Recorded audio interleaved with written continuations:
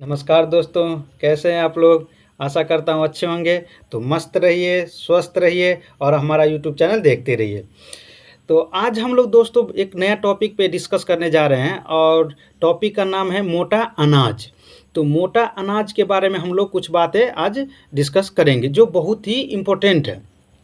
तो मोटा अनाज के बारे में क्यों बात कर रहे हैं? क्योंकि संयुक्त राष्ट्र ने 2023 को संयुक्त राष्ट्र के द्वारा 2023 वर्ष को जो है बाजरा वर्ष घोषित किया है। तो ये एक करंट का पॉइंट भी है जो हमारे भाई लोग तैयारी कर रहे होंगे, दोस्त लोग तैयारी करते हैं, तो उसके लिए एक याद रखना है कि 2023 को जो है संयुक्त राष्ट्र के द्वारा बाजरा वर्ष घोषित किया गया है। ठीक है। तो ऐसा क्या है मोटे अनाज में कि संयुक्त राष्ट्र ने 2023 को बाजरा वर्ष घोषित कर दिया? ये जानना बहुत इम्पोर्टेंट है। तो चलिए आज हम लोग बात करेंगे बाजरा के बारे ये मोटे अनाज के बारे में। तो मोटे अनाज में सबसे पहले क्या-क्या आता है, पहले मैं आपको ये बता दे रहा हूँ। तो मोटे अनाज में आता है आपको मक्का, रागी। रागी को हम लोग गाँव देहात के भाषा में बोलते हैं मरुआ। मरुआ जो आप लोग जानते हैं उसी को स्टैंडर्ड वर्ड में रागी बोला जाता है। उसके बाद है बाजरा, जौ, ज्वार आदि और भी बहुत सारे हैं। तो क्या-क्या है? मक्का हो गया आपको, रागी जो हम लोग मरुआ बोलते हैं, बाजरा हो गया, जौ हो गया और ज्वार हो गया। तो ये सब को हम लोग मोटे अनाज बोलते हैं।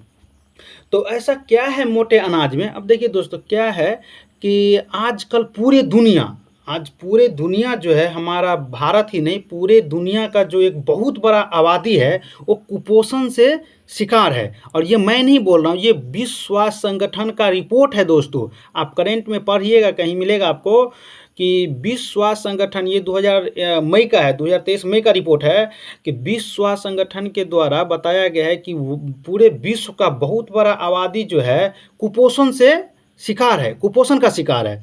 तो कुपोषण को दूर करने के लिए ये मोटा अनाज बहुत ही इम्पोर्टेंट है। इसीलिए संयुक्त राष्ट्र के द्वारा जो है 2023 को बाजरा वर्ष घोषित किया है। तो आप इतना जान गए कि मोटे अनाज में क्या-क्या आता है।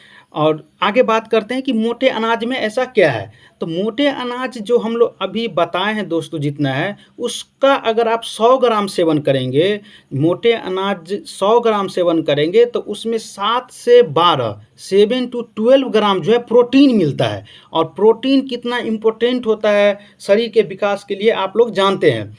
तो अगर हम लोग मोटे अनाज का सेवन करें तो कुपोषण से काफ़ी हद तक जो है छुटकारा मिल सकता है। और उसके बाद आइए बात करते हैं कि मोटे अनाज में क्या होता है। तो मोटे अनाज में दोस्तों पोषक तत्वों की भरपूर मात्रा होती है। जितना भी मोटा अनाज है उसमें पोषक तत्वों की भरपूर मात्रा होती है। दूसरा बाजरा में जो है दोस्तों लौह लवण जो है बहुत भरपूर मात्रा में मिलता है। बाजरा में लौह लवण जो है बहुत भरपूर मात्रा में मिलता है, जो शरीर के लिए बहुत इम्पोर्टेंट है। उसके बाद है ज्वार में जो है कैल्शियम और खून के लिए जो फोलिक एसिड होता है, ज्वार में कैल्शियम और खून के लिए जो फोलिक एसिड होता है उसका मात्रा बहुत ज़्यादा मात्रा में पाया जाता है ज्वार में। तो कितना इम्पोर्टेंट है ज्वार समझ लीजिए आप। उसके बाद है रागी, जो मरुआ हम लोग बोलते हैं उसमें कैल्शियम की मात्रा बहुत ही ज़्यादा होती है, कैल्शियम उसमें बहुत ज़्यादा होता है। तो जितने भी हमारे, अगर मान लीजिए कोई बूढ़ा आदमी है, अगर मान लीजिए कोई हमारा हिंदुस्तान जो है अभी भी 70 से 80% आबादी जो है कृषि पे डिपेंड है, कृषि पे आश्रित है। तो कृषि पे आश्रित है, अगर मान लीजिए कोई दूध नहीं खरीद सकता है, तो अगर वो आदमी अगर मरुआ का सेवन कर रहा है, मरुआ का रोटी या कुछ भी खा रहा है, तो उसको कैल्शियम की कमी कभी भी नहीं हो सकती है। आप लोग जानते हैं कि दूध में कैल्शियम होता है। तो अगर कोई आदमी, किसी को दूध पसंद नहीं हो या दूध उसको नहीं मिलता है, तो आप कैल्शियम के लिए मरुआ का सेवन कर सकते हैं।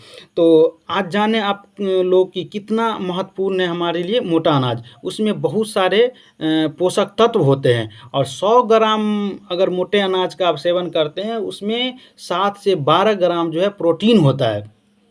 और ये टॉपिक थोड़ा बड़ा है दोस्तों, तो अगले दिन हम लोग बात करेंगे कि ये इसका जो है सो कितना फ़ायदा है, क्या क्या फ़ायदा, और भी बहुत सारे इसके फ़ायदे हैं। आज तो मैं बहुत कम बता पाया हूँ, फिर आप नेक्स्ट वीडियो में हम इसी पे चर्चा करेंगे। तो मस्त रहिए, स्वस्थ रहिए और ओके, बाय बाय।